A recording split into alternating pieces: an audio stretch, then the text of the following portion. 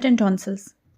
Some important points: tonsillitis, Voltaire ring, relations, tonsillar bed, arterial supply, lymph node, nerve, referred pain, loss of taste sensation after tonsillectomy, bleeding post tonsillectomy, quinsy, peritonsillar abscess, development of tonsil, diagram, tonsillar bed, arterial supply, and histology. Okay, what you have to write in tonsillitis? Important point regarding tonsillitis: the palatine tonsil is one of the component of Voltaire ring, okay, lymphatic ring, that helps in defensive mechanism of respiratory and alimentary tract by destroying the entry of microorganism from external environment. Okay, there is pain. See this area here, palatine tonsil, and pain in this area, acute tonsillitis case. Okay, now what about the Voltaire's ring? See, this is Voltaire ring. In the Voltaire ring, this is palatine tonsil, lingual tonsil, palatine tonsil, tubal tonsil, and pharyngeal tonsil. Okay, in Voltaire rings there are lymphatics, internal and external. Lymph nodes in outer circle, occipital, postauricular, preauricular, submandibular, and submental. Once again, lymph nodes forming outer circle, occipital, postauricular, preauricular, submandibular, and submental.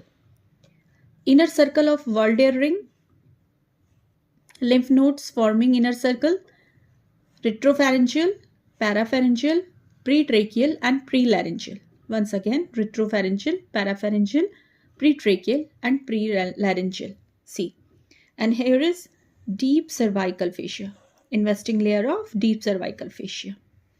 Okay. Now the relations, tonsillar bed. Tonsillar bed, this is tonsillar bed.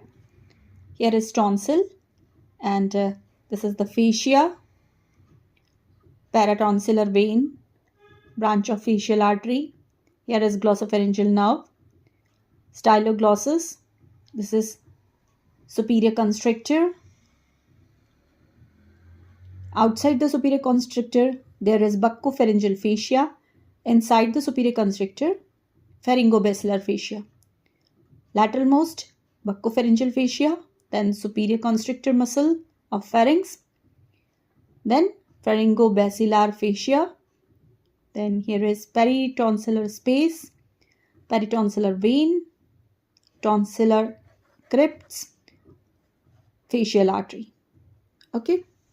Now the proper arterial supply and lymph nodes. Lymph nodes we discuss in Voltaire ring.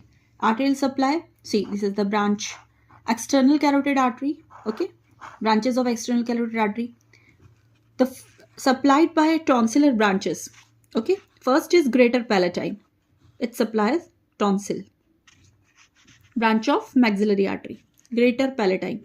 Second is ascending pharyngeal artery. Ascending pharyngeal artery is a branch of external carotid artery. Third is ascending palatine artery. See, this is palatine artery, ascending palatine artery. Ascending palatine artery is a branch of facial artery. Okay, facial artery. Facial artery is a branch of external carotid artery. Then fifth is dorsal lingual artery, branch of lingual artery. And here is lingual artery, branch of external carotid artery. So the 6 points: greater palatine, ascending pharyngeal, ascending palatine, facial, dorsal lingual, and lingual artery. Okay. So arterial supply of palatine tonsil. Now the nerve. The glossopharyngeal nerve is related with tonsil. Okay, referred pain up to the ear. Loss of taste sensation. Why there is loss of taste sensation after tonsillectomy? The glossopharyngeal nerve is responsible for the spatial and general sensation of the posterior 1/3 part of the tongue. Okay, and the palatine tonsil. The branch of the nerve accompanies the tonsillar artery on the lateral wall of the pharynx, which is very thin. Due to its close relationship with the tonsillar artery, during tonsillectomy, it is prone to damage, resulting in loss of sensation in posterior 1/3 part of tongue. Okay, the 9th nerve is related with tonsil, The ninth nerve is related with posterior 1/3 part of the tongue. After the tonsillectomy, there is chances of damage of ninth nerve. So the loss of taste sensation after the tonsillectomy in the posterior 1/3 area of tongue only. Why there is risk of bleeding after tonsillectomy? Due to damage to the paratonsillar vein, okay, and blood clots and muscle contraction.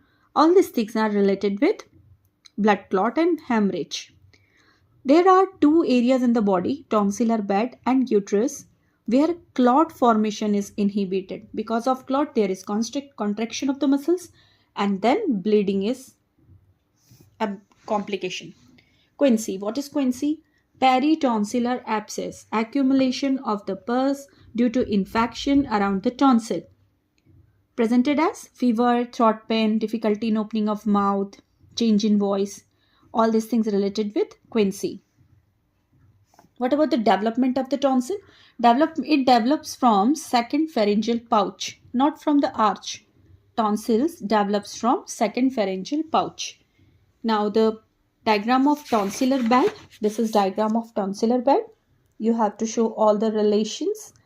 And diagram of arterial supply. This is diagram of arterial supply. And what about the histology?